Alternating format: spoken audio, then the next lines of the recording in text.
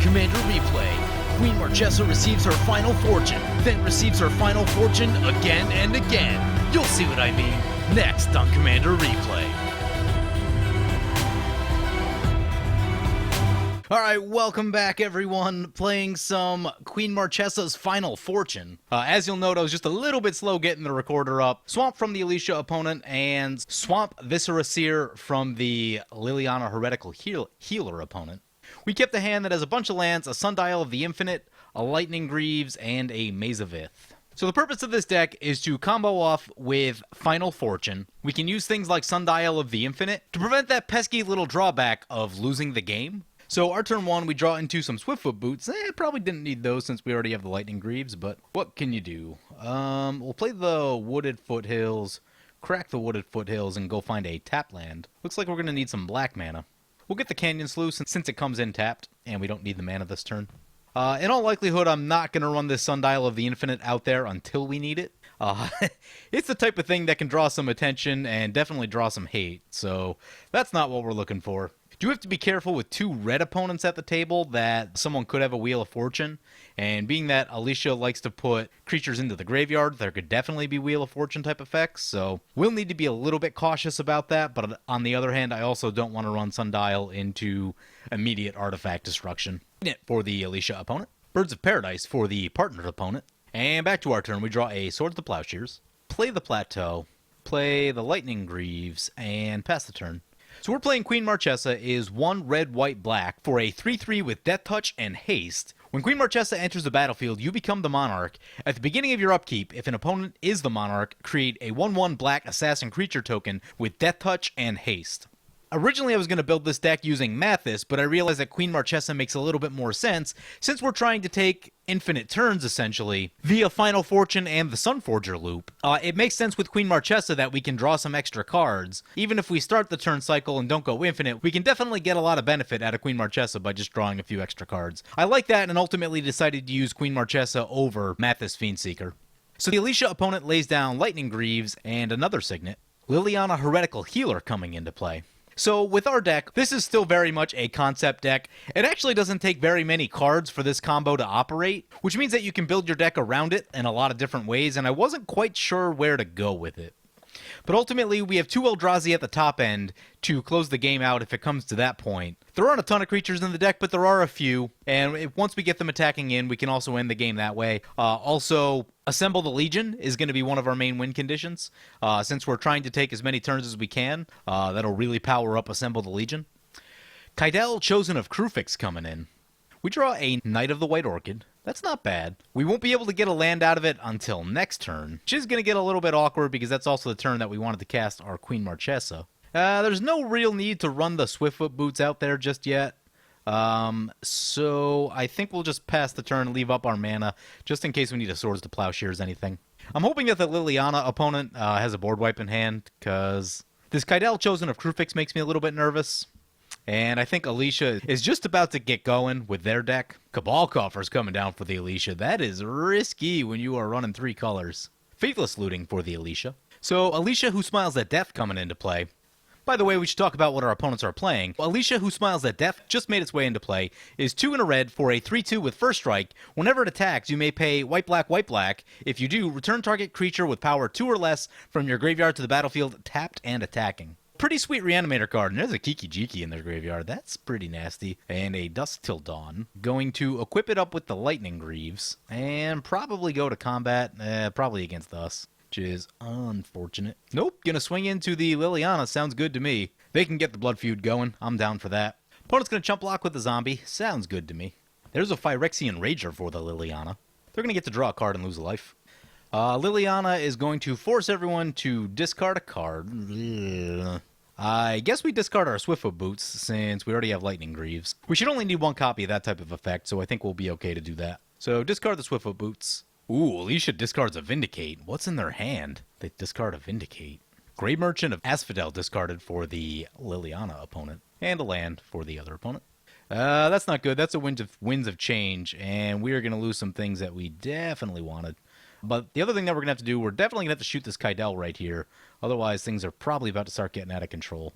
So that's going to be bad news for this Knight of the White Orchid and the Sundial of the Infinite that I was hoping to keep in my hand. As I mentioned, there could be some wheels at the table. We had 2 red opponents, and wheel number 1 is just hit.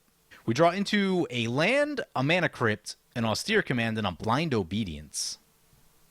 That's a Seedborn Muse. That card is always a problem.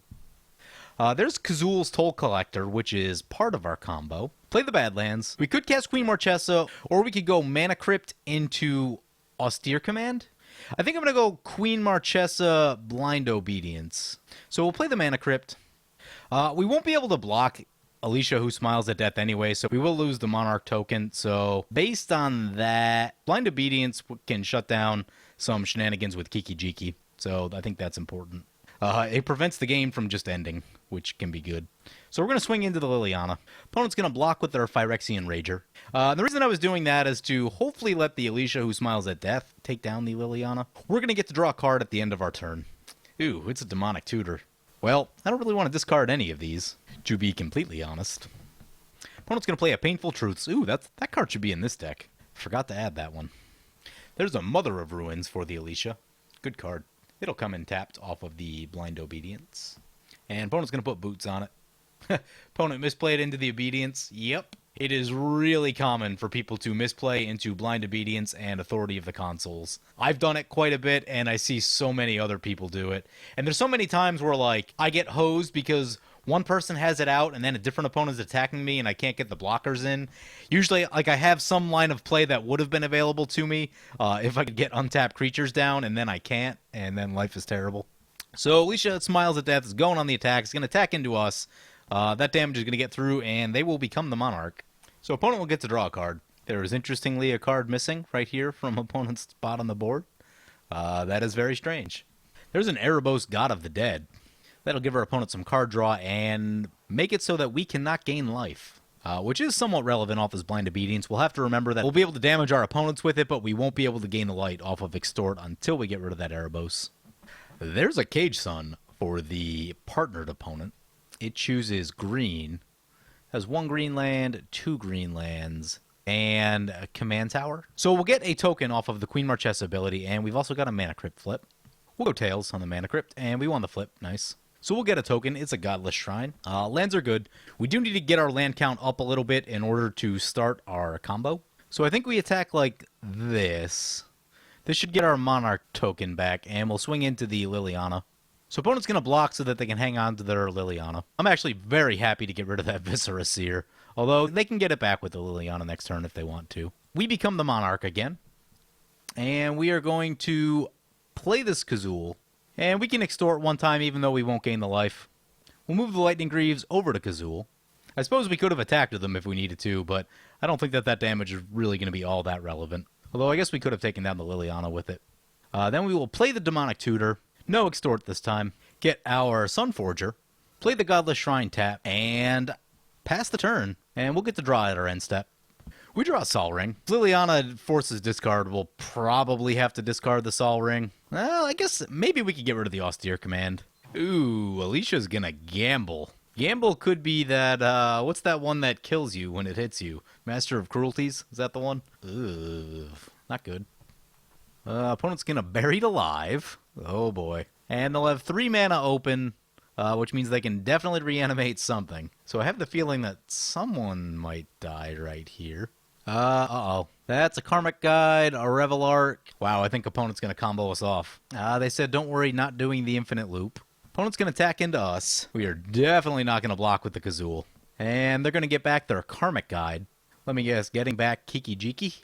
And this is where I think that Blind Obedience is going to come in handy. Nope, getting back the Revelark. They don't have a sack outlet yet, so I think we're actually okay. We will take some damage. I'm okay with that, though, because the game didn't end, which is very nice. And opponent will become the Monarch. So opponent becomes the Monarch. They get to draw at the end of their turn. Opponent saying he does an infinite combo unless someone at the table is a dick. That's about to be us, actually. There's a Sidisi Undead Vizier coming into play. The good news about that is that it'll tap out all but 1 mana from our opponent. And it comes in tapped. So opponent's going to sacrifice their Sidisi. Personally, I probably would have sacrificed the Phyrexian Rager, but that's just me. Though I guess if they really want an untapped creature in play, I guess that's the way you go. Interestingly, the opponent didn't cast Vial Smasher on their last turn. Oh, they were tapped out from the Seedborn Muse, I think. Opponent says they're not a pro, they just like Liliana, that's why they built their deck. Sounds good to me. I've been thinking about it for a while, and we're going to discard the Austere Command. We have Sunforger, which means we can very slowly remove all the things in play if we need to. So as long as we make it back to turn and get our Sunforger into play and equipped safely, life should be good. Opponent's going to recast their Kydele. Normally this would be very good because it taps them out, but the Seedborn Muse will untap them. They have one card in hand, which is making me really nervous. So we'll get another token off Queen Marchesa, and we'll have to flip with Mana Crypt. We won the flip.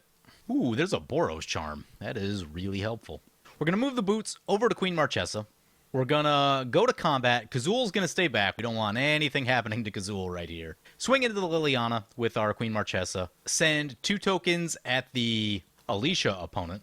So opponent's going to do some blocks. Going to block with the Phyrexian Rager. Try to save their Liliana. And going to use the Mother of Ruins to give itself protection and block one of the tokens.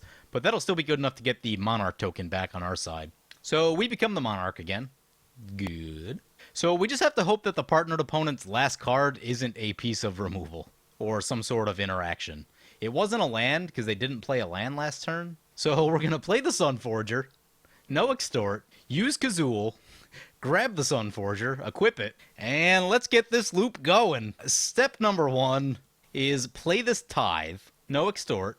We're going to get our Mistveil Plains, and we get to pick a second land as well. We'll get the Scrubland. Play our Mistveil Plains. Pick up the Sunforger again. Use the Sunforger again. Cast Final Fortune. Take an extra turn after this one. And at the end of that turn, we lose the game. And we can extort this one since we don't have anything to do with the mana. Re-equip the Sunforger. End our turn. Start our second turn. Won the Mana Crypt flip. We will play the Scrubland. Play Angel's Grace. No extort. Pick up the Sunforger. Put Final Fortune back on the bottom, go to combat, and start killing people. So send everything we got into the Alesha opponent. They go down to 20. Play Final Fortune again. And the loop has started. Nothing we can do with that mana, so we'll extort. We get 2 triggers, a lose the game trigger and the Monarch trigger. We get a Mana Crypt flip. We'll go Tails. Lost the flip. We draw an Inferno Titan. So first things first, put Angel's Grace back on the bottom.